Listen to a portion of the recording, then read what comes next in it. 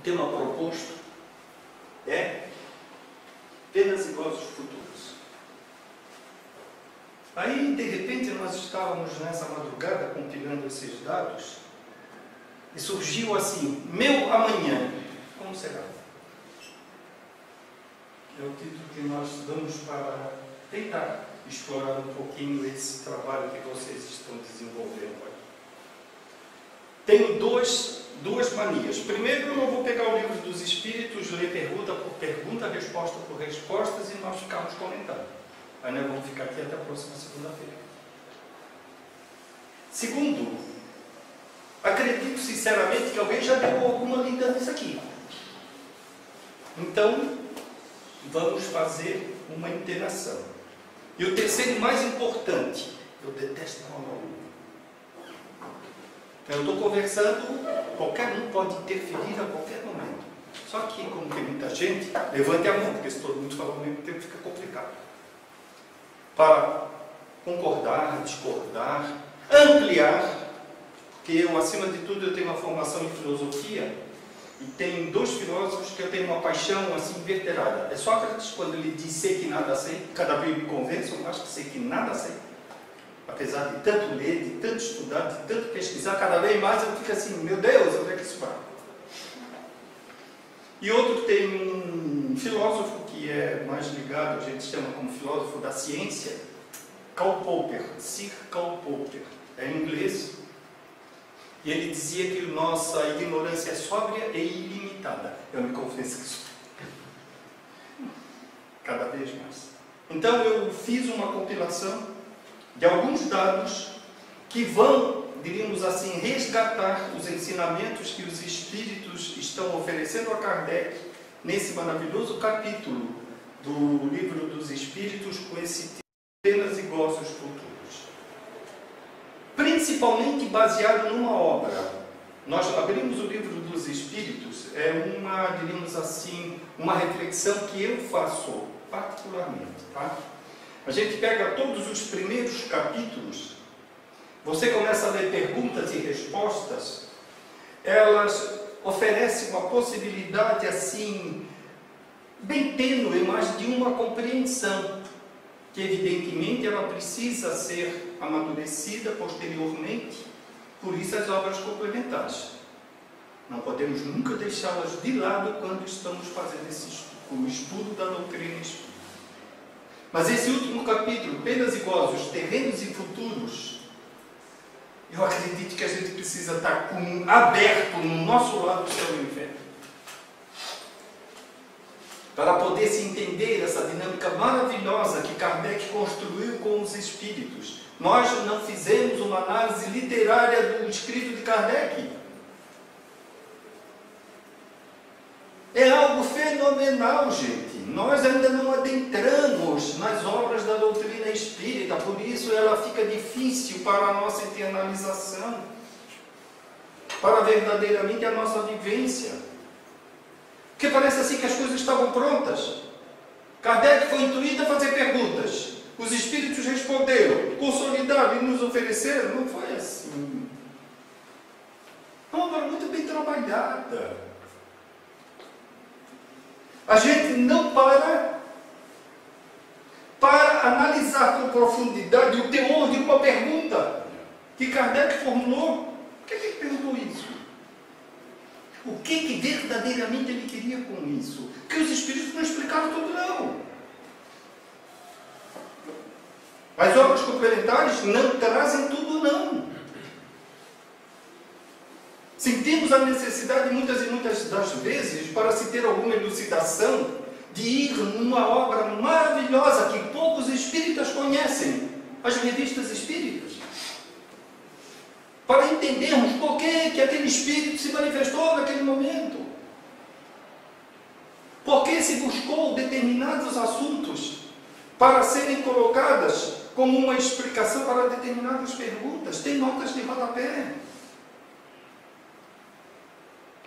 Nós não paramos para analisar os textos escritos por Kardec. Ele segue tudo assim, uma leitura comum. Por isso nós não conhecemos e não vamos nunca conhecer a doutrina espírita. Porque além de tudo nós temos que tentar entender. Eu dizia que em 1989, quando implantamos o PBDE, Programa Básico de Doutrina Espírita Comunitária dos Pobres, e o primeiro tema, que hoje quase também não se trabalha na casa espírita, nós gostávamos, nas nossas mocidades espíritas, nós tínhamos todo mês uma leitura de uma biografia. Então nós conhecíamos. E naquele momento nós lançamos, fizemos, o primeiro tema era Vida e Obra de Allan Kardec. E eu naquela oportunidade eu ousei dizer que ninguém é espírita sem estudar Kardec. E ninguém será cristão sem estudar Espiritismo. Mas Kardec precisa ser conhecido, vida e obra. Não é só obra.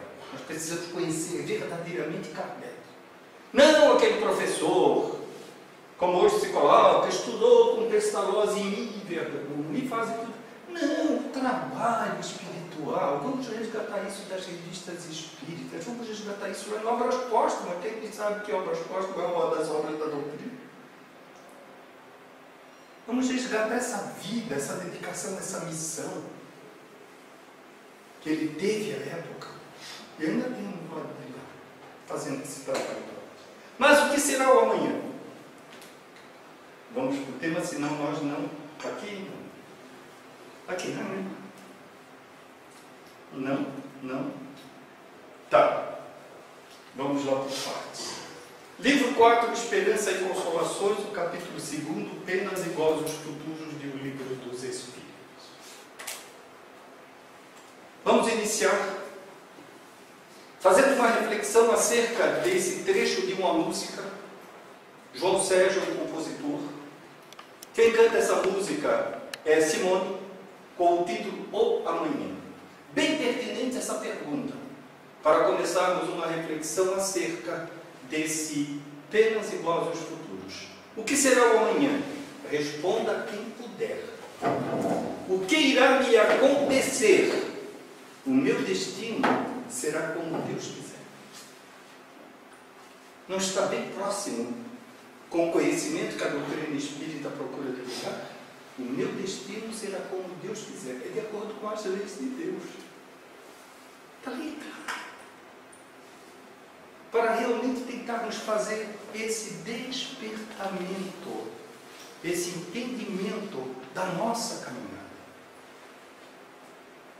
Nos preocupamos no viver hoje. Infelizmente, a materialidade ainda toma conta de todos nós intensamente. Nós temos os nossos horários, as nossas programações, evidentemente que quanto mais disciplinado, melhor. Nós temos uma preocupação só e exclusivamente com a parte material. Nós somos excessivamente materialistas. Esse grande transtorno hoje da humanidade. Temos um indicativo.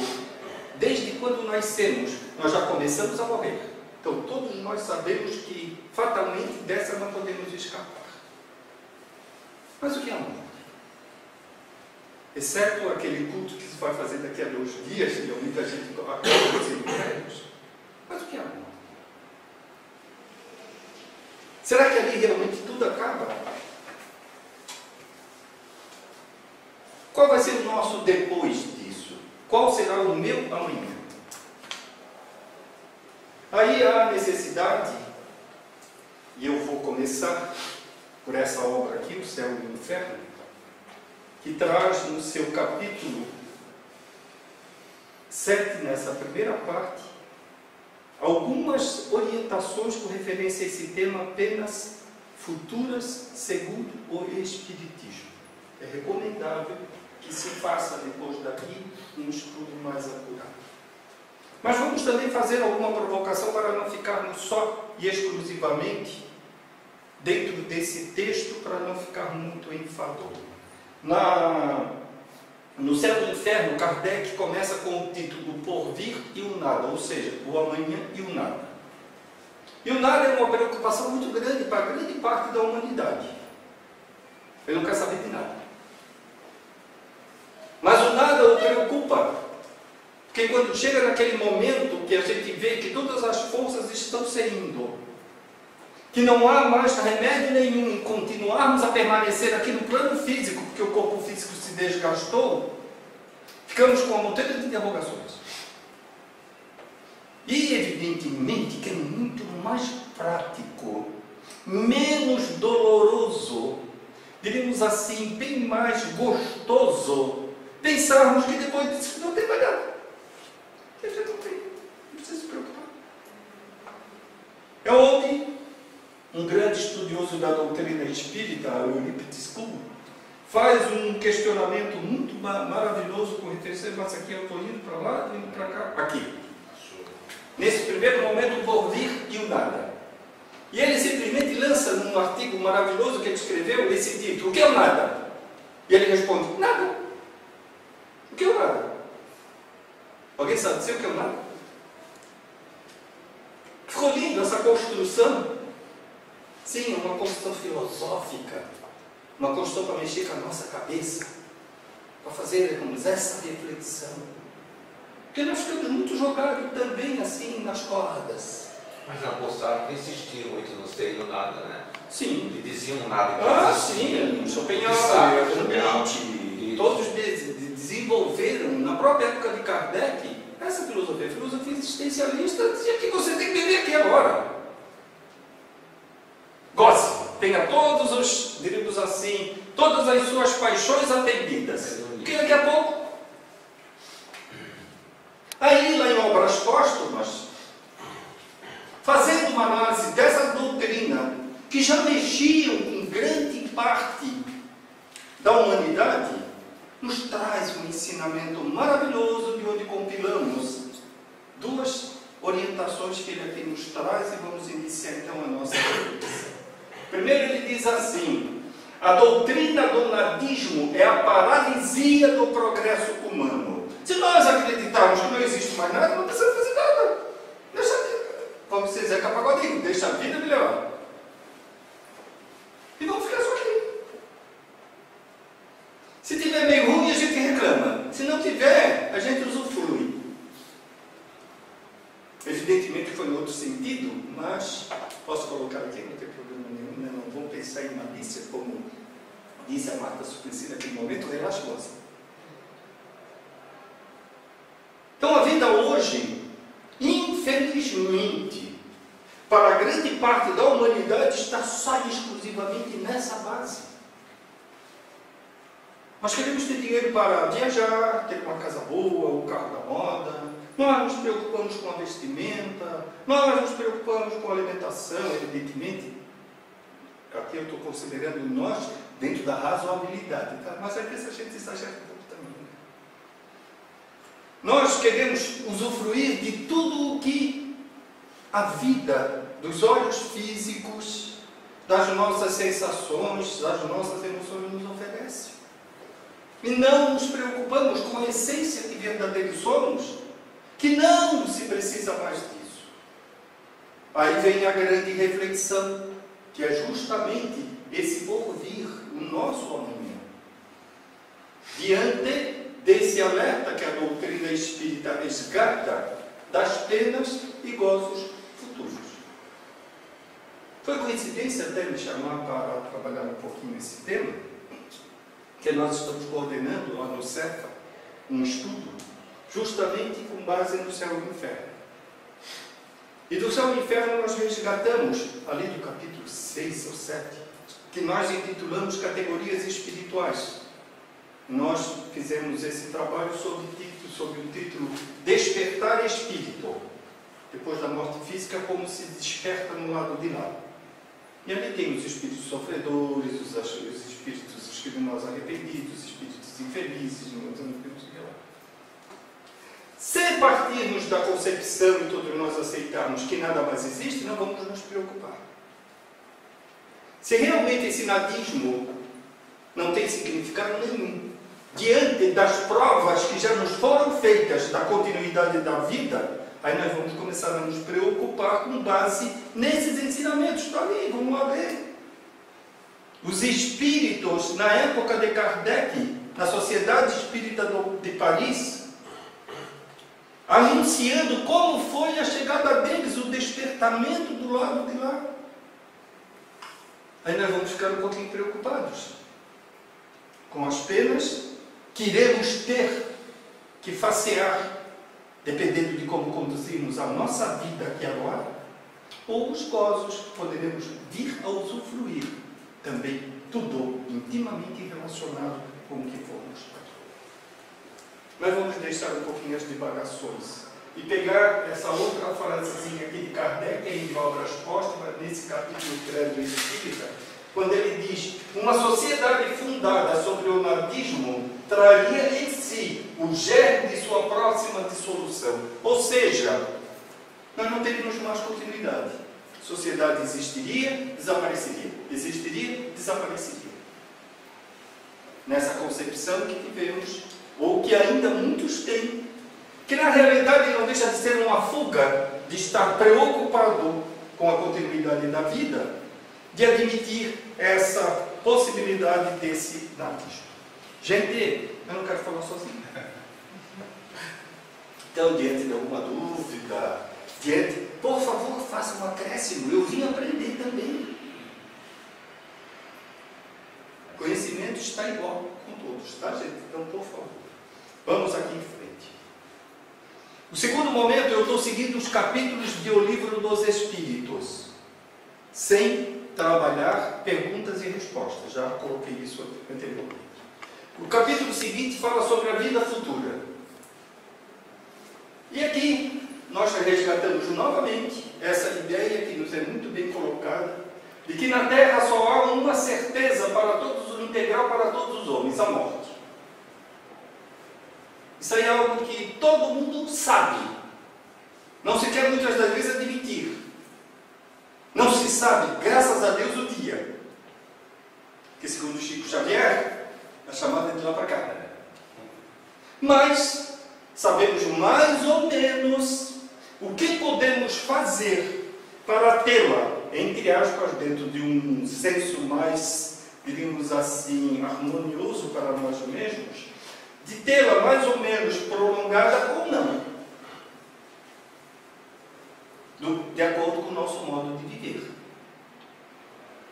Não sabemos a nossa programação, quando estávamos no lado de lá, foi para 10 anos, 50 anos, 100 anos, 1000 anos, a gente ainda não consegue ficar aqui. Materialmente falando, tá? Espiritualmente tem opção. Né? Então, não sabemos verdadeiramente, mas sabemos que se nos organizarmos adequadamente e tratarmos essa matéria aqui com todas as orientações básicas, ela pode ter um dia mais. Como sabemos que podemos encurtar pelos nossos vícios, pelos nossos desesperos, pelas nossas intransigências, pelos nossos sentimentos de ódio, por aí afora. Porque tudo isso causa enfermidade. Enfermidade que se manifesta no corpo físico, aniquilando a sua verdadeira e bela essência, que foi criada por Deus, não se sabe quando, mas deteriorada por nós ao longo das várias existências. Então, tudo isso nós temos. Pergunta 959 do Livro dos Espíritos, nesse capítulo, diz assim: onde nasce o sentimento instintivo da vida futura? Os Espíritos respondem. Já temos dito, antes de encarnar, o Espírito conhecia todas essas coisas, e a alma conserva vaga lembrança do que se sabe e do que se viu no estado espiritual. Será que nós vamos guardar isso? Há 152 anos atrás, a doutrina espírita está, 52, 57, está nos dando essa orientação.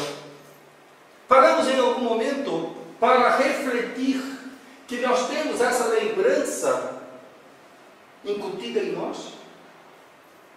Para, acima de tudo, não admitirmos mais uma doutrina do nadismo, para não tentarmos, para não nos viciarmos a ficar inertes, porque a vida é uma dinâmica, ela precisa dessa vivência, desse fazer constantemente. Quando termina isso aqui, Kardec faz um retorno, uma pergunta 393, e diz assim: os Espíritos, em cada nova existência o homem dispõe de mais inteligência e melhor pode distinguir o bem do mal. Nós não estamos sabendo usar a nossa capacidade de inteligência. maioria das pessoas querem saber o que vai ser, o que foi ontem, né? Não esquecem que tem que viver o hoje, o agora. A melhor encarnação nossa é essa atual. É essa que a gente está. Essa preocupada com a futura. O que passou? Em algum momento nós, do lado de lá, temos a possibilidade de nos lembrar. Vamos tentar resolver os problemas deixados. Mas vamos tentar nos organizar adequadamente aqui para o futuro. Penas ou gozos? A escolha é você. Assim como podemos divisar, quando ele fala que dispõe de mais inteligência, de acordo com o conhecimento espírita, além dessa sua dimensão que está compilada na codificação e tantas outras obras, as mais recentes, principalmente os estudos, que deveríamos também procurar internalizar através da leitura, estão nos colocando que essa inteligência é para que realmente venhamos a despertar e façamos dessa nossa vida uma outra realidade.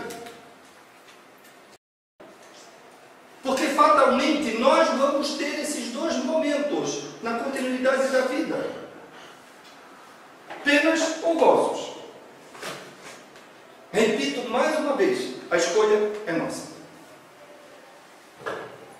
E vamos, se possível, diariamente agradecer as leis sábias, generosas de Deus, possibilitando que haja esse despertamento e esse crescente avanço, para, quem sabe, em algum momento nos libertar das amarras que ainda atrapalham o nosso processo de evolução espiritual. Eu vou fazer uma propaganda de um livro, até porque ele toca muito fundo em nós. Hoje eu não vou falar muito de Joana não, tá? Ele toca muito fundo em nós diante de uma história que resgatamos. São dois personagens, dois estudiosos da doutrina espírita, que eu sempre também tenho colocado assim para tentar resgatar as suas orientações. Um é o Hermínio Miranda. Estávamos aqui ainda há pouco conversando sobre a doutrinação desses espíritos perversos. Hermínio Miranda foi o maior doutrinador de espíritos brancos. Tem obras assim fantásticas que precisam ser descortinadas. Quando pegamos um tema igual a esse, penas e gozos futuros, junto com isso nós deveríamos fazer também um estudo um pouquinho paralelo da evolução. E evolução foi estudado assim magistralmente por um personagem que no último dia 13 de agosto fez 100 anos. Está juntinho, pertinho de nós. E todo sábado à tarde ele coordena os estudos no Instituto de Cultura Espírita do Brasil. Chega lá com a sua muletinha, ainda com aquele seu vozerio, com um conhecimento extraordinário, e os serve diante digamos assim, do atingimento dessa idade maravilhosa. Fez toda uma programação e inclusive publicou, ampliando maravilhosos estudos que ele tem, mais ou menos 10 outras obras. E essa daqui eu não vou deixar de divulgar. Jorge Andréa dos Santos, Do Outro Lado da Matéria, Enigma da Vida. Que para até compreendermos um pouco esse tema, aqui tem 2 capítulos maravilhosos que ele ampliou, que um se chama Evolução, capítulo 3, e o capítulo 7, ele fala sobre desencarnação. Ou seja, a nossa trajetória após a vida. Tendo gozos ou penas, dependendo de cada. Você não quer falar nada mesmo, né? Então eu vou um pouquinho mais em frente. Outro capítulo do Livro dos Espíritos, Intuição das Penas e o R aqui você põe a conta, tá? E gozos futuros. Aí nós vamos resgatar. Isso aqui é a pergunta 960 a 962. Nós vamos resgatar essa maravilhosa orientação nos feita pelos Espíritos. A proximidade da morte quando estamos lá na beiradinha, assim, não querendo ir, mas ela nos chamando, porque nós dizem que o espírita não tem medo da morte, mas ninguém quer ir para lá. Claro, eu sei até, justifico, a gente tem opção de preocupações ainda na Terra. Então, aí ele diz assim, a proximidade da morte, naquele momento, os descrentes empedernidos, está aqui no céu e inferno, duvidam. Não me preocupar, vai saber que vai ter lado de lá. Ainda diante daquela concepção, que a gente também não quer nem no céu e no inferno, mas aí, diante daqueles instantes, a gente pega a extrema-unção, não sei mais o que lá, vai para o lado melhor. Ainda tem essa concepção, esse aceitamento. A gente pega e diz, olha, rezem bastante por vida para não encontrar um fogo eterno.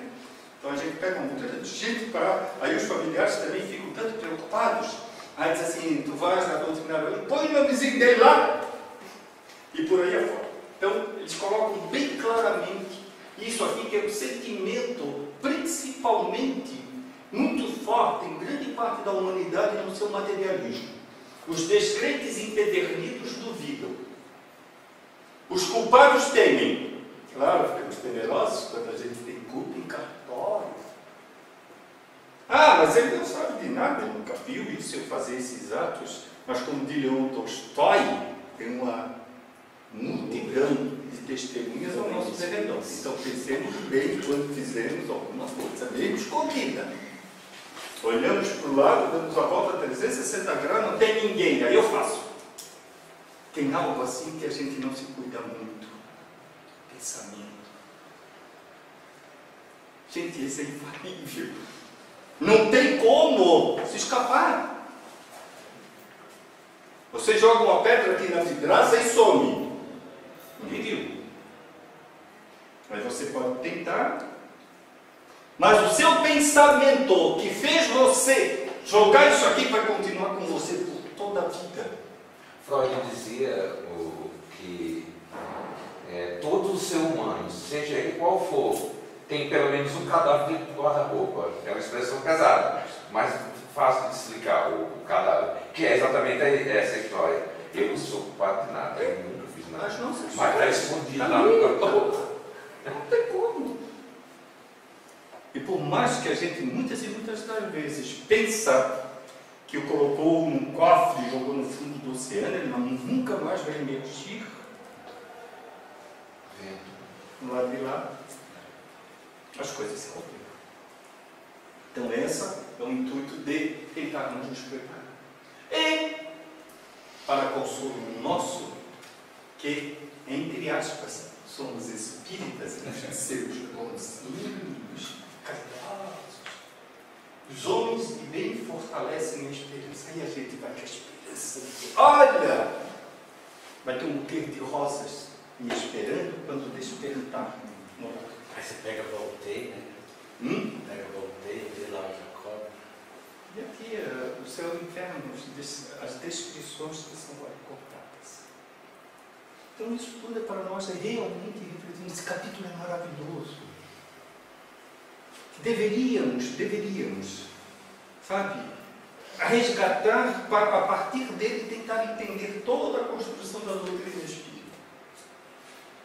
Porque só temos certeza absoluta dessa continuidade diante desse maravilhoso trabalho que Kardec fez, é que nós vamos realmente entender digamos assim, bem claro, muitos significados que a doutrina espírita vem descortinar, que ainda hoje não entendemos. Vou fazer mais uma divulgação. Também serviu um pouquinho de estímulo e de apoio. Quem não conhece, no ano passado, o Congresso Espírita aqui do Paraná trabalhou o céu e o inferno. E teve essa palestra maravilhosa, Código Penal da Vida Futura. Haroldo Dutra. É rico! Se puderem, adquirem esse DVD e pagam para ouvir. Sabe, é algo assim estupendo para a gente ter um pouquinho mais de clarificação em nossas mentes, quem sabe até um pouquinho mais de entendimento desse trabalho maravilhoso feito para nós. Mais um pouquinho em frente. Antônio, o horário aí. Vai que eu vou ordenando. Ainda tem bastante tempo. O outro capítulo, intervenção de Deus nas penas e recompensas. Resgatamos aqui 2 ensinamentos. Um no livro dos Espíritos, que é a pergunta 963, desse capítulo, penas e gozos futuros. E um de Leon Denis, nesse maravilhoso livro, O Porquê da Vida. Que conjuntamente com a codificação espírita deveria se resgatar. Eu tentei pegar alguma coisa de Paul Gibier, análise das coisas, mas ia ficar um pouquinho complicado. Aí eu deixei ele quietinho lá, as coisas, depois em casa eu vou me deleitar com ele. Então tem essas 2 belíssimas colocações aqui, importantíssimas, quando se fala da intervenção de Deus nas penas e gozos futuros.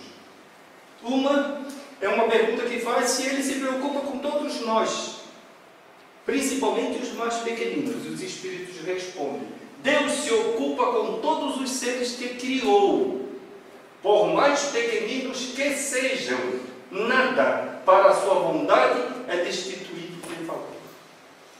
Então, sejam quais forem os nossos sentimentos nesse momento, jamais vamos nos considerar assim. Jamais duvidarmos da presença de Deus. As suas leis são magnânimas. As suas leis são, diríamos assim, uma potencialização para verdadeiramente nos dar vida,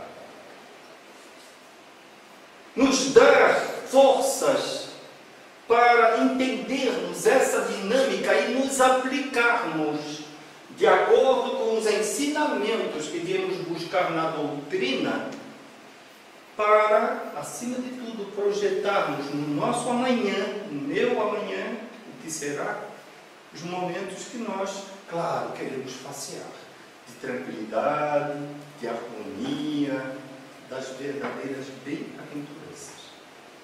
Quem quer sofrer?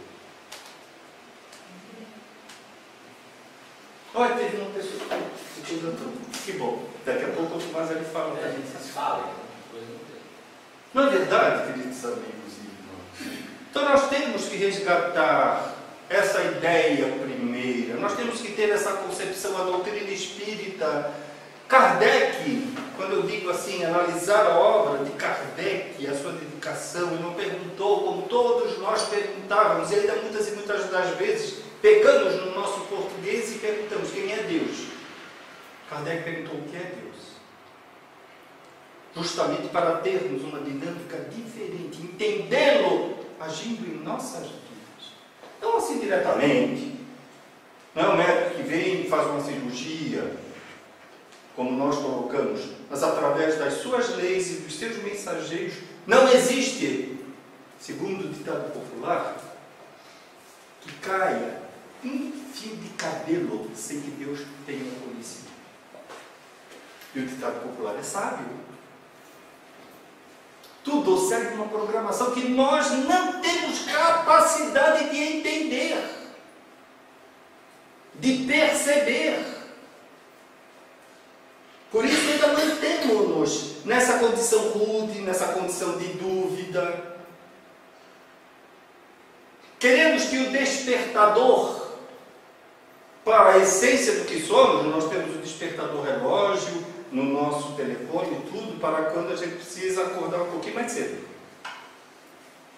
Mas o nosso despertador para essa, diríamos assim, a sequência do viver, é justamente o entendimento de toda essa dinâmica que ainda buscamos. Ou eu até vou ser sincero para vocês, sou adepto de Joana de Ângeles. Joana diz que o espírita não gosta de estudar. Eu digo assim, nós não gostamos muito de internalizar porque ninguém quer ter muita responsabilidade. Nós queremos fazer as coisas ao nosso modo, à nossa disponibilidade. Em termos do conhecimento espiritual, em termos do comprometimento que realmente alimenta o espírito, nós ainda estamos muito distantes. para deixar o jogo de futebol e vir participar de uma doutrinária dessa, para deixar uma festa social e ter esse tipo de comprometimento, para deixar qualquer outro a fazer e vir na casa espírita numa doutrinária e participar de uma corrente, para oferecer através dos nossos pensamentos a harmonização necessária de vibrações para o grupo de outros necessitados que aqui aparecem. Esse é o grande problema que nós estamos vendo, detectando hoje no movimento espírita. Há muito tempo atrás, 1966, foi realizado aqui em Florianópolis, sob a égide da União Regional Espírita 1, hoje, na época era o Conselho Regional Espírita, um curso de passe, com uma pessoa que na época dominava, estudava profundamente esse fenômeno, essa prática, Maria Aparecida Garbati, então participando da Federação Espírita do Estado de São Paulo. Ela chegou aqui e desmistificou aquela ideia do passe que se dava naquela época, que até se cuspia no rosto do outro. E nessa maravilhosa dinâmica, ela introduziu, já em São Paulo se fazia, o chamado passe magnético, que era dado também numa maca por mais de um médium, espiritualizada ou não. E aqui na casa ela tomou uma dinâmica. E esse trabalho ocorria às terças-feiras à noite. Dava 350 pessoas. Eu ficava na porta. No primeiro trabalho só podia entregar 350 fichas. Senão não dava conta, porque depois tinha as 7 e tinha as 8. Tinha uma montanha de gente que pedia ao cidadão para pegar 3 fichas, que ele ia chegar mais tarde. Ele também não era muito afoito à doutrinária. Aí a luz chamava todo mundo de papapasse. E hoje é o que se mais tem.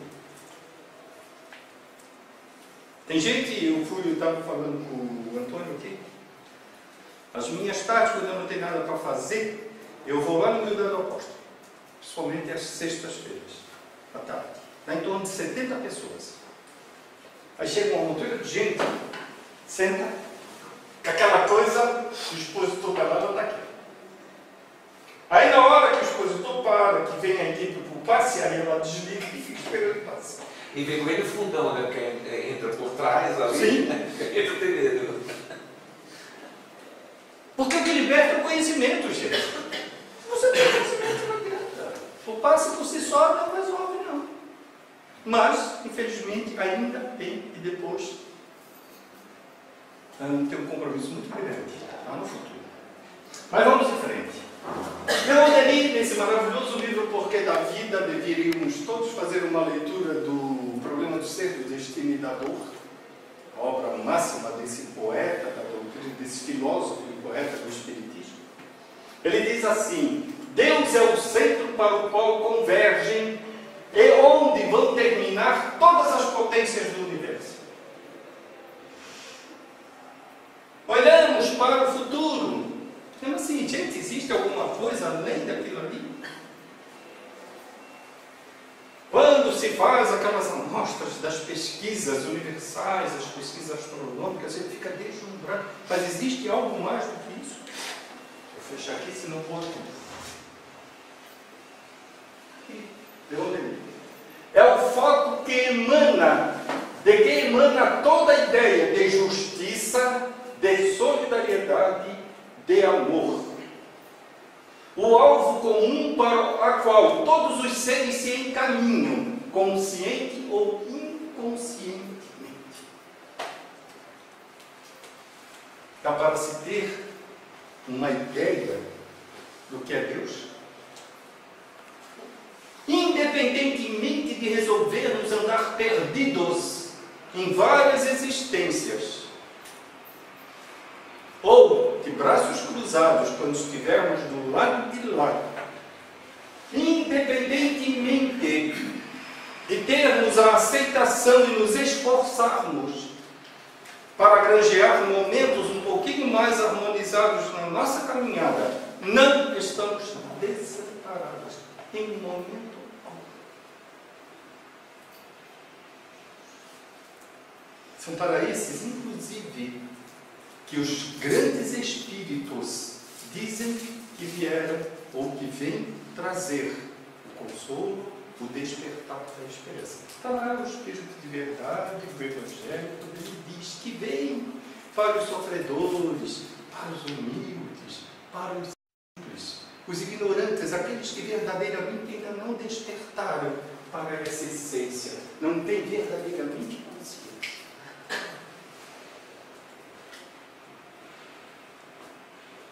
E nós que temos consciência disso, através do estudo, o que esperamos passear daqui a pouco?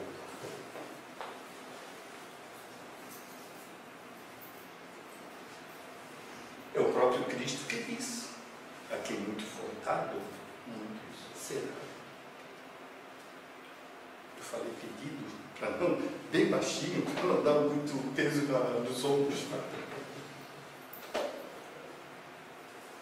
A lei de causa e efeito. A causa da construção é toda baseada no amor, na dignidade, na solidariedade, na justiça. Se transgredirmos algumas dessas orientações, teremos que em algum momento botá-la no lugar, fazê-la reviver. E como isso acontecerá muitas e muitas das vezes?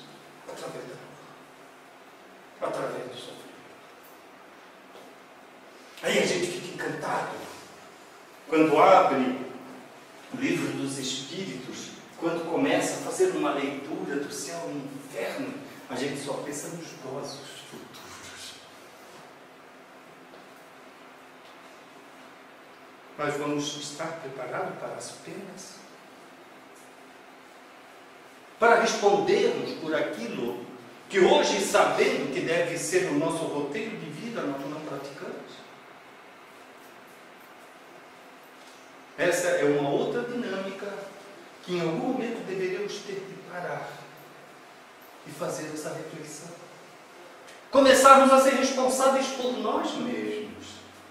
Responsáveis na dinâmica da vida, acima de tudo espiritual. Porque hoje nós reclamamos muito. Ficamos apavorados diante da dor, diante dos momentos difíceis da vida, nos agarramos em tudo quanto é tipo de medicamento, em tudo quanto é tipo de assistência, porque ninguém gosta verdadeiramente de sofrer. Mas como estamos pautando a nossa vida para o nosso amanhã? E não pensemos só e exclusivamente nesse, diríamos assim, viver materialmente falando. Pensamos também na essência do que somos. Os nossos pensamentos, quem nós buscamos de companheiros. É uma dinâmica, queridos amigos, tão grande, que se viéssemos aqui colocar um código, nós não pararíamos mais de escrever.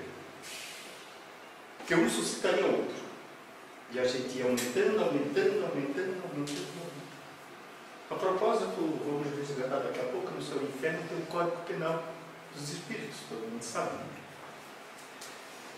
Sábio, isso aqui tem que ser uma leitura assim diária. Código Penal da Vida Futura. Tem aqui, ó. Vamos chegar lá. Como ninguém quer falar, eu vou continuar falando. O outro capítulo seguinte, Natureza das Penas e Gozos Futuros. Aí agora nós entramos no Código Penal da Vida Futura, está lá no céu e no inferno. Artigo 1º. Diz assim: a alma ou o espírito sofre na vida espiritual a consequência de todas as imperfeições que não conseguiu corrigir na vida corporal. O seu estado, feliz ou desgraçado, é inerente ao seu grau de pureza ou impureza.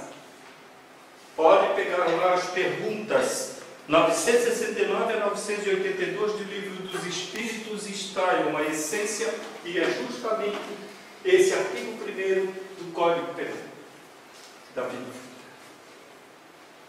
A alma ou o espírito sofre na vida espiritual espiritual as consequências de todas as imperfeições que não conseguiu corrigir na vida corporal. Isso aqui não precisava nem estar ali, né? Porque a doutrina espírita sobejamente já nos explica isso. Então é um cuidado que devemos começar a ter, encetar decisivamente no nosso comportamento na atualidade. E ainda coloca mais: o seu estado, o nosso estado, naquele momento, feliz ou desgraçado, é inerente ao seu grau de pureza ou impureza. Aqui no Céu e Inferno tem um capítulo que eles falam justamente dessa situação que se deveria tentar também. Segunda parte, exemplos. Kardec começa a fazer, diríamos assim, uma descrição sobre a passagem. A passagem é a desencarnação, que alguns estudiosos colocam com esse título. E fala ali dos espíritos felizes, dos espíritos da condição mediana, dos espíritos sofredores, como eles despertaram no outro lado, em decorrência de tentar vivenciar um pouquinho mais a pureza ou serem rudes, não darem o verdadeiro tratamento para a vida na dimensão da sua espiritização. Proposta lindíssima que Joana de Ângeles nos ofereceu como um programa para a Casa Espírita em 1924. Ainda mais, capítulo 15, capítulo 5 do Código Penal da Vida Futura, o Céu e o Inferno. Dependendo o sofrimento da imperfeição, como o gozo da perfeição, a alma traz consigo o próprio castigo ou prêmio, onde quer que se encontre, sem necessidade de lugar circunscrito. Na próxima vida eu posso nascer na Bélgica, país rico, com todos os aparatos materiais para nos oferecer, entre aspas, conforto. Mas eu posso ser levado diante, muitas e muitas das vezes, de ter tudo pelo ostracismo, a depressão. O grande mal do século hoje, principalmente no continente europeu, onde há 30 anos seguidos, Divaldo Pereira Franco tem ido lá oferecer alguma luz para que as pessoas despertem, para o deixar de nada fazer e se envolver um pouco mais com a vida. Penas e gozos futuros. Aqui.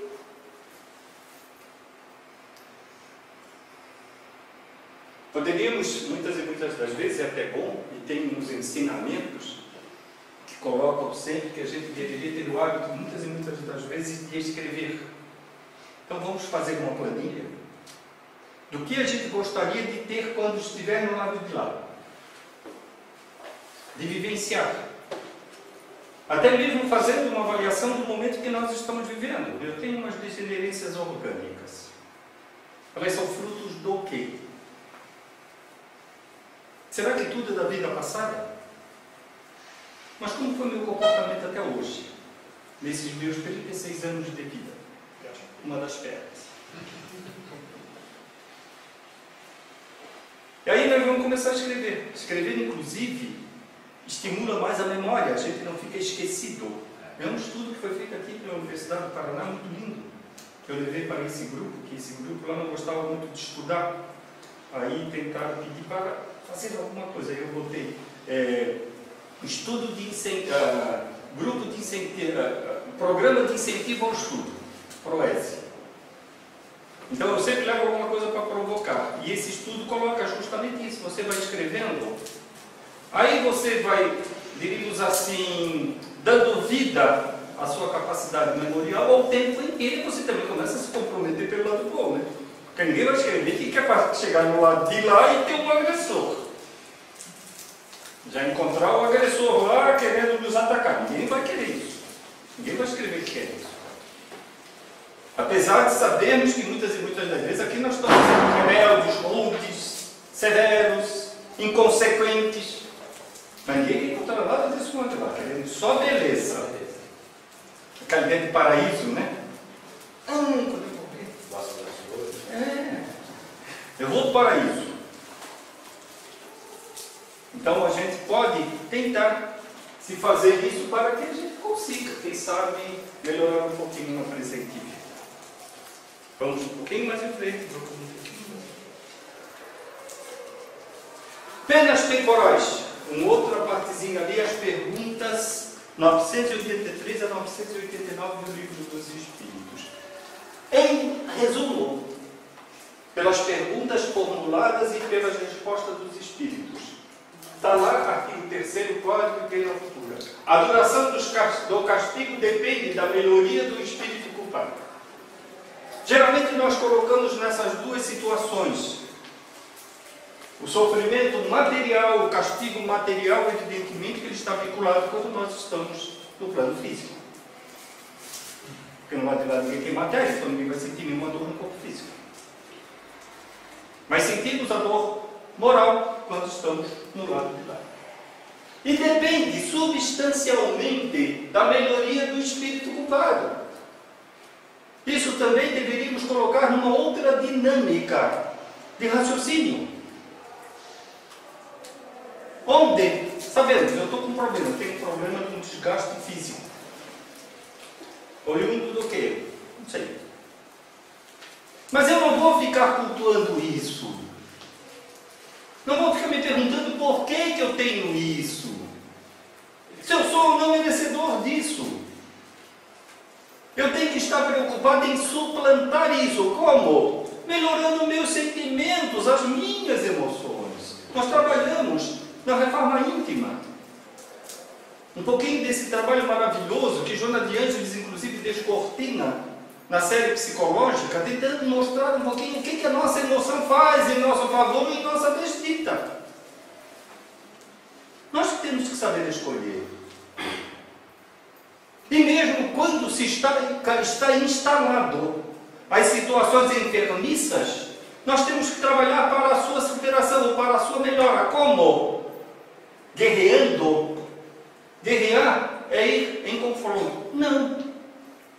Tentando trabalhar suavemente cada um desses momentos. Na doutrina espírita se fala na autocura. Centralize seu pensamento na fonte geradora da vida. Suplique o auxílio necessário. Não fique parado, por favor. Porque ele não tem atendimento. O auxílio necessário vem na contrapartida, que você está também auxiliando na estrada da vida. Não vamos ser egoístas. Vamos parar de ser egoístas. Porque a gente pede muito por nós. A gente quer estar livre de tudo, numa boa. Mas a gente não se esforça. O esforçar não é só e exclusivamente agora parar, ficar rezando. Vir na casa espírita de domingo a domingo tomar passe. Não, isso não. É um trabalho que eu tenho que fazer. Organizar meus pensamentos, meus sentimentos. Vamos fazer um pouquinho mais de vibração por essas criaturas que estão sem lar. São milhares. Os refugiados. Todas essas situações tristes que o mundo está vivendo hoje. Numa das entrevistas que ele deu recente, ele fala isso. Nós temos que tirar no mínimo 5 minutinhos diário para fazer prece para nós, lógico, agradecendo pelos momentos felizes e também para o mundo. Mas a gente não faz. Nós estamos tão tribulados na rapidez das coisas, estamos esquecendo de fazer isso. Só vai lembrar a hora que fica enfermo. Não façam conta. Porque ainda não saí da minha idade já pronunciada. Mas em 1969, a Federação Espírita do Estado de São Paulo publicava um jornal chamado O Espírita, que inclusive depois começou até a ser comercializado em bancas de jornais. Era mensal, como quase todo periódico espírita, em decorrência de fatores que não vamos usar. E num determinado momento, eles pediram que as casas espíritas, na semana, fizessem, na abertura das suas doutrinárias, uma prece pela paz no mundo.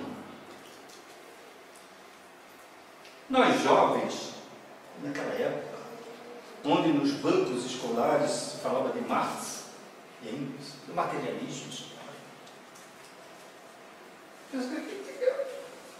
Fazer uma prece aqui. Nós tentamos botar aqui que a maioria das casas espíritas, naquela época aqui em Florianópolis, tinha no mínimo uma doutrinária às quartas-feiras. A nossa primeira grande doutrinária nessa casa aqui à noite era às quartas-feiras.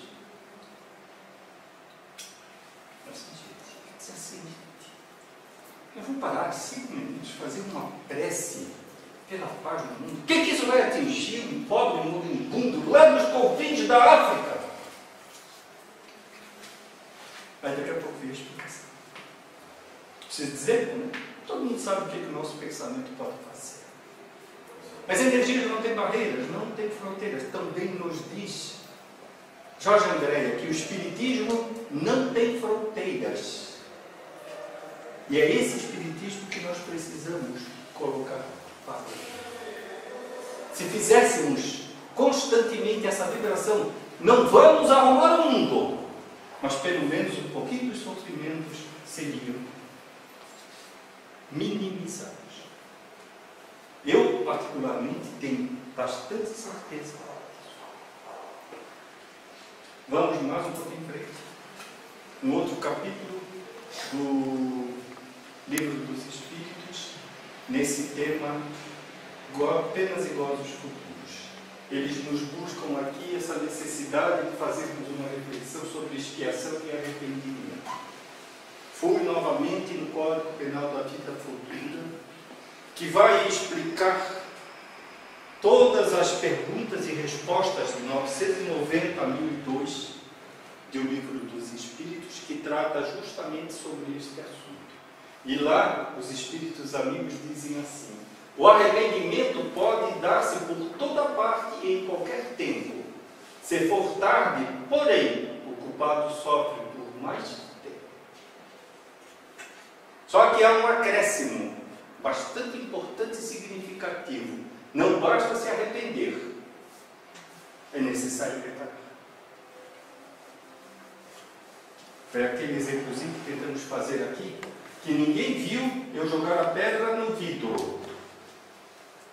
Mas, diante de alguma situação ruim, eu me arrependi. O arrependimento por si só não resolve, não. Eu tenho que vir e repor o vidro. A gente diz assim: eu me arrependi. Ele pode até me perdoar, mas eu não reparei o meu erro ainda. O perdão não reparei no de ninguém, não. Tenhamos consciência disso. Penas e gozos futuros. Não vamos reclamar amanhã. Só quando nós verdadeiramente repararmos todas as deficiências, é que verdadeiramente nós vamos ter harmonia, nós vamos ter paz, nós vamos ter tranquilidade, nós vamos ter equilíbrio. Aqui ou no lado de lá. Vamos por No Céu e Inferno tem um relato de um espírito que quando eu li me tocou bastante, que é o do espírito de uma... Como é que ele fez isso? Ele tocou só para relaxar o fenômeno mediúnico. Que ele foi um assassino na França, ele foi decapitado, né? E diz que ele via as vítimas dele incessantemente, principalmente no momento em que ele matava, em que elas pediam clemência. Não precisava nem matar, porque ele já tinha roubado o que precisava, mas ele matava mesmo assim. E o sofrimento dele era a todo momento ver esse momento em que elas pediam clemência e ele matava. E elas pediam clemência. Ele era um assassino. Ele era um assassino. Criminoso. E uma das coisas que ele fala é que como ele gostaria que alguém tivesse como ele gostaria que ele tivesse entendimento do pós-vida, de como era importante que talvez se ele soubesse de que realmente existia alguma coisa depois da morte, ele não faria isso, porque na cabeça dele não existia, ele fazia parte daquele... Ele era tanto um descrente de empedernido quanto um culpado, né? E ele também fala sobre como a impiedade que ele sofreu também da vida dele com as outras pessoas fez com que ele ficasse assim. Então muitas vezes a gente mesmo, como sociedade, cria um pouco isso, pela nossa impiedade com as pessoas também, que vai se multiplicando, porque às vezes a gente é ruim com uma pessoa que vai com outra, tal. Isso é uma cadeia, né, que vai englobando as pessoas que, quando elas não se cuidam, elas caem nisso também. Né? Porque a gente ajuda a gerar todo esse campo que leva de violência, de tudo. Então, é um relato bastante interessante, e para entender também como o sofrimento é moral. Né? O sofrimento ele não é físico. Ele disse que, eu acho que ele disse, se não me engano, que ele preferia, às vezes, que tivesse um fogo realmente, que queimasse ele, do que ter que ficar vendo a todo momento aquela cena. E que esse momento só parava quando ele sentia que alguém estava rezando por ele naquele momento ali, porque ele se pronunciou espontaneamente em algum lugar lá, que eu não lembro, e que daí eles começaram a orar por ele, e nesse momento que eles oravam por ele, é que ele conseguia ter um pouco de tranquilidade de não ver aquele momento. E aí ele foi melhorando, ele faz uns 4, 5 relatos, ele vai melhorando, e no final ele diz assim, ele já está, notar que ele já está de alguma forma estudando, ou trabalhando, ou fazendo alguma coisa para reparar aquele erro dele, né? Lá depois vai saber o que acontece. Segunda parte do céu e o inferno tem justamente várias descrições, são vários espíritos se comunicando sobre o despertar para viver, espíritos felizes, espíritos numa condição mediana, espíritos sofredores, os suicidas, os criminosos arrependidos e os espíritos endurecidos. Então é riquíssimo a gente tentar entender isso, para até se compreender um pouquinho mais, gente, o horário, sobre esse maravilhoso tema que estamos aqui fazendo uma reflexão. Hermínio Miranda nos oferece um ensinamento maravilhoso, está contido naquela sua obrinha maravilhosa, Nossos Filhos São Espíritos, onde ele narra aquela senhora que nasceu no Rio de Janeiro, muito bonita, muito ligada à sociedade, e que veio com o compromisso de ter 5 filhos. Mas somatizou na sua mente uma grande preocupação.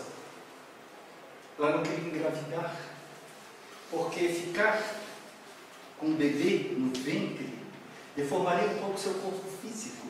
Ela se achava muito bela e aquilo. Depois, tendo filho, ela teria que ter um tempo de parada, de sossego, de convivência, de tudo aquilo. Mas ela não podia deixar as suas reuniões sociais. Aquele período de convalescência ia ser muito crucial para ela. Ela fez 5 abortos. Quando ela desencarnou, despertou do lado de lá, tinha um que queria se pegar já no pescoço dela e atrocidade. Aí tem todo um processo que eu não vou contar para vocês, está lá no YouTube. Nossos Filhos São Espíritos, pega o livrinho de Deus. Fantástico. Ela reencarnou depois aqui em Buenos Aires, teve que fazer todo o processo de resgate. Aí também as penas que sofremos aqui no Franco. Divaldo Pereira Franco teve na Mansão do Caminho uma família que trabalhava muito, se dedicava muito ao trabalho assistencial. E de repente o marido foi para o lado dele. Aí toda semana que a esposa dele comparecia no Centro Espírita da Redenção e encontrava com o Divaldo, dizia assim: sabes dele? Ele falou: você, não. Passou um período. Ela perguntava: sabes como é que ele está do lado de lá? Aí aquilo eu acho que criou um certo angústia no Divaldo, que uma noite Joana disse assim para ele: te prepara, vai dormir mais cedo, e em desdobramento nós vamos lá para te visitar essa pessoa. Evidentemente que Divaldo não dormiu, claro, a gente fica ansioso, a gente tem uma viagem marcada, a gente já fica todo desbaratinado até a hora de marcar, tentar imaginar um momento desse. Aí feito o desdobramento, Joana só disse assim para ele: mantenha silêncio. Silêncio mental. Aí levaram ele. Chegou lá no plano espiritual, ele estava numa cama, com a mãezinha dele do lado dando a primeira assistência. Era uma pessoa que estava dentro de um sentimento mais de benevolência, mais tranquilo, uma pessoa dedicada ao bem, então ele não tinha tantos transtornos a enfrentar do lado de lá. Aí tem um episódio, só para a gente complementar, aí esse eu não vou pedir que vão buscar os estudos. De repente ele desperta e vê Divaldo assim no cantinho da sala. Primeiro ele despertou e ficou assustado, porque o Divaldo, quando viu ele por si só já se emocionou. E essa emoção foi o silêncio que ele não fez mentalmente, que aí prejudica qualquer um. Sabe? O emocional é diríamos assim, uma energia que você coloca naquilo. Aí ele desperta assim, Divaldo, já morresse de outro jeito? Eu ainda não. Ele estava ainda desdobramento. Então a gente vê justamente esses lados que está aqui no céu e inferno, que a gente pode descortinar nas obras do Hermínio Miranda, quando ele começa a relatar aquela doutrinação que ele faz com os espíritos obsessores, os espíritos vingativos, histórias que os espíritos contaram, mais 3 e outras histórias que os espíritos contaram, que eu gosto de provocar para o estudo, aí eu tive o nome, O Exilado, A Dama da Noite e a Irmã do Vizir. São riquíssimas, para a gente entender um pouco essa dinâmica da vida e até mesmo compreendermos um pouco mais esse estudo maravilhoso das penas e gozos futuros. E começar a nos preparar. Vamos em frente, está terminando mais um pedacinho. O último capítulo, penúltimo capítulo do livro desse capítulo do Penas e Gozos Futuros. Duração das penas futuras. Temos 2 mensagens oferecidas nesse capítulo, que são das perguntas 1003 a 1009, que são interessantíssimas também fazermos a nossa reflexão. Interrogai o vosso consenso, a vossa razão e perguntai-lhes se uma condenação perpétua, motivada por alguns momentos de erro, não seria a negação da vontade de Deus. Então não vamos mais ter a ideia de céu, inferno, de purgatório, por aí afora. A vida continua. Condescendida ou não, dependendo do entendimento que tentarmos incorporar agora, continuarmos a nossa existência física. Preocupados em equacionar o nosso passado, porque se fossem muito bons, nós não estaríamos aqui ainda sofrendo, passando por algumas dificuldades ou não. Ou mesmo não passando por dificuldades, mas tendo desafios. Porque a gente consegue ser feliz vendo uma criança nos modernos campos de concentração, refugiados na Europa, que estão cercados e dali não podem sair. Há 3 meses atrás, a Alemanha descobriu que de todos os refugiados que desde 2015 estão entrando na Europa, tem 3.000 crianças que estão desaparecidas, eles não sabem onde estão.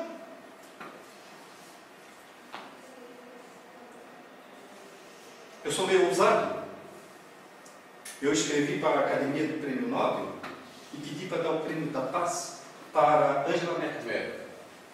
Mas deram para aquele moço aqui da Colômbia, ele também não. Mas ela ainda vai merecer. Ela constituiu uma comissão. Todos eles entraram pela Alemanha. Ela constituiu uma comissão para averiguar. Acredita-se que muitas dessas crianças foram levadas para a prostituição. E os outros governantes da Europa estão perseguindo ela, porque ela quer instituir umas cidades que sejam prontas para receber pessoas que estão sendo refugiadas e essas cidades permanecerem para sempre serem ocupadas nesses momentos. Não só construir barracas insalubres, e ela fez tudo lindo isso. É um estudo que, à luz desse estudo aqui, nós deveríamos fazer na doutrina espírita, sociologia espírita. Tivemos um grande estudioso, Leolindo Amorim. Precisamos fazer essa pesquisa, fazer esse tipo de trabalho. Calais é uma localidadezinha na França, uma cidade no continente francês, onde desemboca o Elutúnio. Assim como todo mundo já ouviu falar, ou se já esteve lá, Gibraltar, já tive a felicidade de conhecer esses locais todos. É também um tipo de uma cidadezinha dominada, administrada pela Inglaterra. A Inglaterra paga fabulosos dinheiros. Lá em Calais não, lá em Calais é um pedaço que tem tipo de uma fronteira no continente francês. E ali ficou todos aqueles refugiados, chamavam até de selva, o número que estava feio lá. Os refugiados estavam lá, porque eles pegavam aqueles caminhões que passam de muito transporte pelo Eurotúnel para ir para a Inglaterra, eles se metiam embaixo entre os pneus, tudo para ir para a Inglaterra, o sonho deles. A Inglaterra, para evitar isso, que a Inglaterra começou com todo aquele programa que não podia ser refugiados, saindo da zona do euro não, da zona daquela conjugação da Europa, da União Europeia, eles resolveram criar um muro e a França aceitou. Em 1948, logo após a Segunda Guerra Mundial, um cineasta fez um filme para mostrar as atrocidades da guerra, focalizando só as crianças. Você sabe qual foi a preocupação dele, cineasta que mostra aquele filme, não conseguimos mais resgatar só um pedacinho da história. A preocupação dele é que essas crianças serão os futuros líderes do mundo. Que mundo vai ser esse que nós vamos viver? Vamos lá. Aqui tem o Laminé. Diz assim: jamais poderíamos supor que o Criador do Universo houvesse imposto às suas criaturas sofrimentos perpétuos. A razão repele energicamente tal lei. Então não vamos, em hipótese alguma, dependendo da duração das nossas penas futuras, imaginar castigo de Deus. Deus não castiga nada, nós que nos castigamos. Seria interessante se buscar um pouquinho para esse amadurecimento, Antônio Aurora, desse capítulo maravilhoso, fazermos uma leiturazinha desse livrinho aqui. Perturbações espirituais. Tem duas colocações aqui que para mim assim foi fantástico.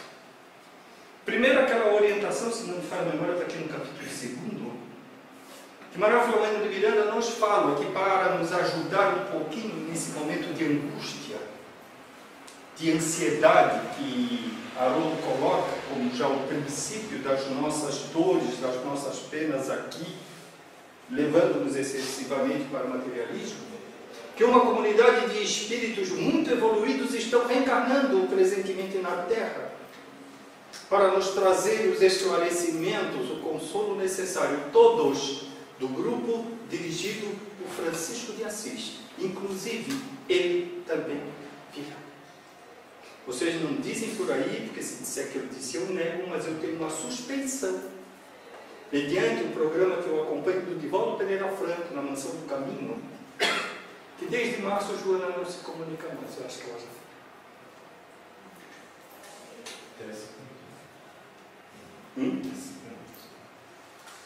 E sabe qual é o desejo dela? De vir como médium.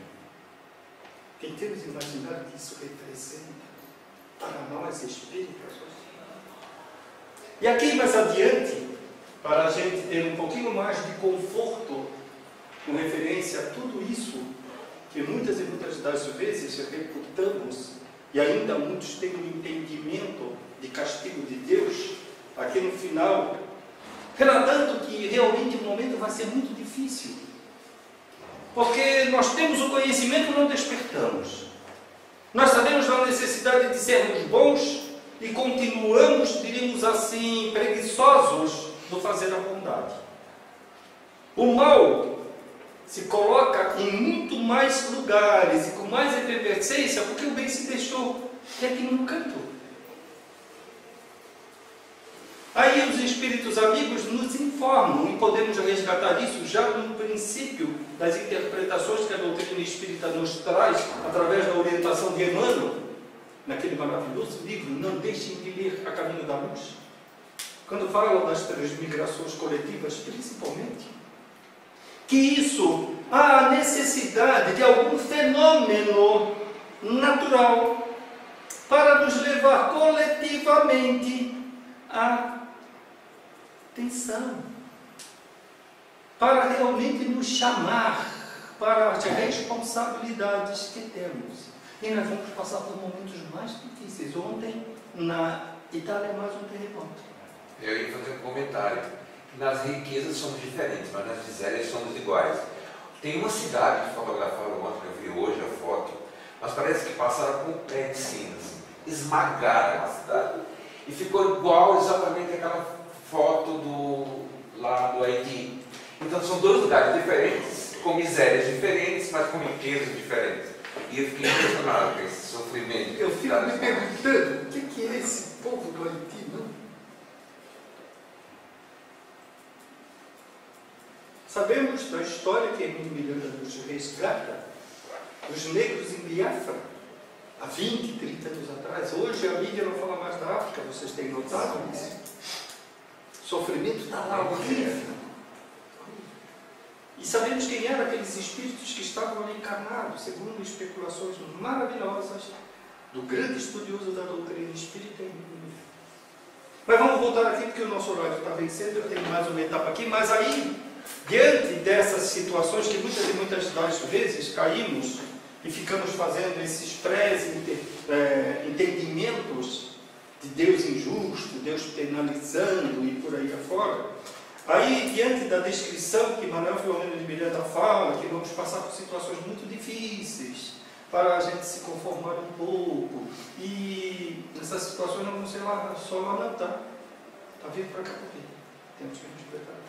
Aí ele diz assim: não são, porém, estes dias surpresa para os estudantes do Evangelho.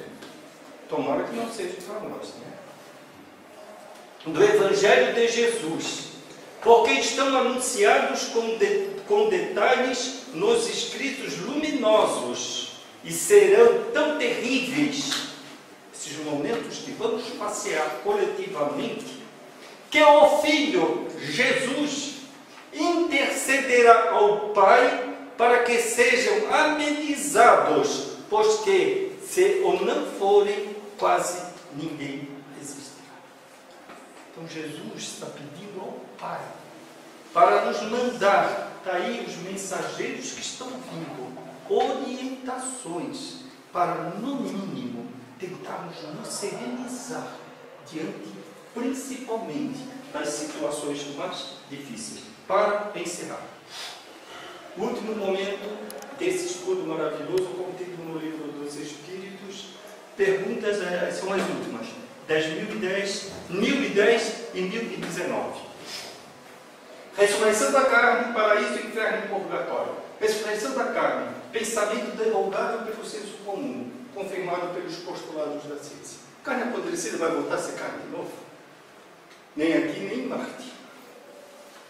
Se é que lá tem. Eles estão procurando vida em Marte, então vamos supor que tem. Paraíso, inferno e purgatório. Alegorias. Se criou em determinado momento, acredito eu, até que para frear um pouco os nossos ímpetos grosseiros, brutais e por aí. Na ânsia de estabelecer comparações, o homem imaginou o plano espiritual igual ao material. Aí ele desenhou essas figuras aqui: paraíso, inferno e purgatório. Paraíso para os bons, inferno para os maus, purgatório como estágio temporário. O Papa Francisco agora falou sobre isso. Oferecendo verdadeiramente essas considerações para a nossa vida. Gente, coloco mais uma vez que é um estudo grandioso que se deve encetar na doutrina espírita, além, evidentemente, de todas as obras, mas para nós entendermos um pouquinho mais a dinâmica da continuidade da vida, esses capítulos maravilhosos, principalmente esse, porque quer queira, quer não, mesmo espíritas, nós ainda vivemos muito em função do nascer e morrer. Diante de alguma gravidade, ficamos preocupados com o nosso passado. Mas geralmente a gente sai de fuga, não é genético. Bota a culpa no pai e na mãe. E muito pouca preocupação temos com o nosso porvir, o nosso futuro. Nos preparamos. Só para dar mais um indicativo, tem esse livro aqui do Lázaro Boberg, Código Penal dos Espíritas, onde ele pega cada cada um desse código penal que nos referimos aqui, do céu e do inferno, que faz assim belíssimo comentário com histórias maravilhosas para o nosso despertar. Agradeço a atenção e me coloco à disposição do grupo para poder auxiliar.